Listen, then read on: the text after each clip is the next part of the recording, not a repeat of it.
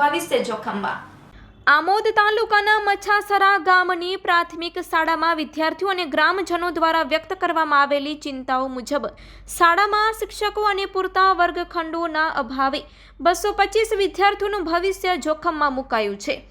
બાલવાટિકાથી ધોરણ 8 સુધીનો અભ્યાસક્રમ ચલાવતી આ શાળામાં વિદ્યાર્થીઓને અનેક પડકારોનો સામનો કરવો પડી રહ્યો છે।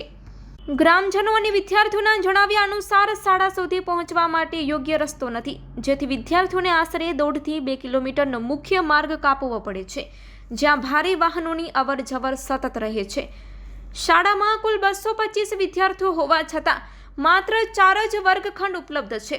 પરિણામે બાલવાટિકાથી ધોરણ 3 સુધીના વિદ્યાર્થીઓને પ્રિન્સિપાલના રૂમમાં, જ્યાં કોમ્પ્યુટર લેબ પણ આવેલી છે, ત્યાં સાથે બેસીને અભ્યાસ કરવો પડે છે। આ ઉપરાંત જગ્યાના અભાવને કારણે અન્ય રૂમમાં પણ 2 થી 3 વર્ગના વિદ્યાર્થીઓને એકસાથે ભણાવવામાં આવે છે, જેનાથી તેમને ભારે તકલીફ પડી રહી છે। વધુમાં સરકાર દ્વારા માત્ર 4 જ શિક્ષકોની નિમણૂક કરવામાં આવી છે, જે વિદ્યાર્થીઓની મોટી સંખ્યાને ધ્યાનમાં લેતા અપૂરતી છે।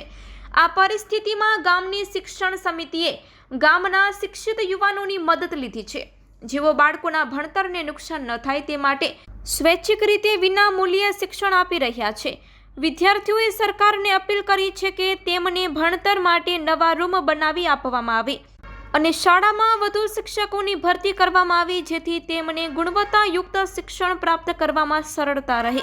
આ મામલે સત્વરે ધ્યાન આપીને વિદ્યાર્થીઓના ભવિષ્યને સુરક્ષિત કરવાની તાતી જરૂરિયાત છે। મારું નામ અંજુમ નજીર પટેલ છે। હું ધોરણ 7માં ભણું છું। મારી શાળાનું નામ પ્રાથમિક મિશન શાળા મચ્છાસરા છે। અમારા ક્લાસરૂમમાં અમે 2-3 વર્ગ જોડે બેસીએ છીએ, એટલે અમારે ફાવતું નથી। સરકારને વિનંતી કે ક્લાસરૂમ અને શિક્ષકોને ફાળવણી નથી એટલે મેળવે।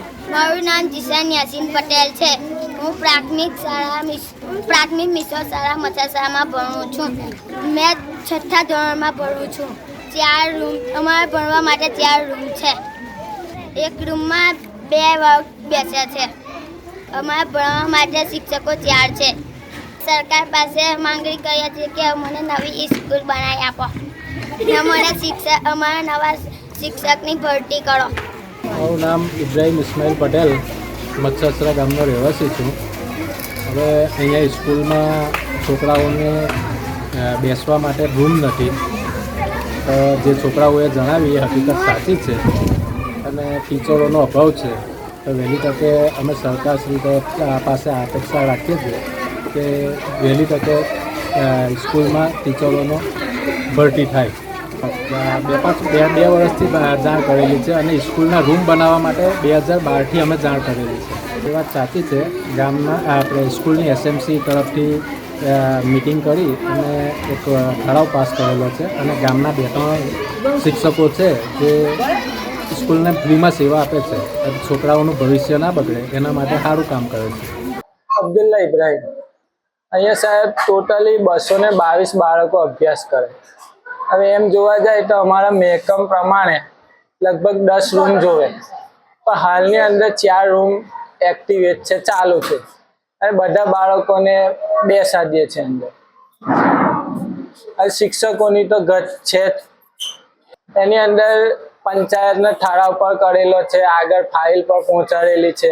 અભી જે ગામની અંદર જૂના જે બિલ્ડિંગ છે એનું પર મતલબ કે ફરીથી બનાવવા માટેની કોશિશ ચાલુ છે। બાલવાટિકાથી 8 ધોરણ સુધી અત્યારે હાલમાં 5 શિક્ષકો કામ કરી રહ્યા છે। એ સાહેબ એવું છે કે આ ઘટ છે ને એના માટે એસએમસીએ ઠરાવ કરેલો છે કે ભાઈ જ્યાં સુધી શિક્ષકો ના મુકાય ત્યાં સુધી જે ગામના ભણેલા છે એ શાળાને મદદ કરે બાળકોનું શિક્ષણ માટે, એટલે એ લોકો આવીને ભણાવે। એ બિલકુલ ફ્રીમાં સેવા આપે। 3 શિક્ષકો છે।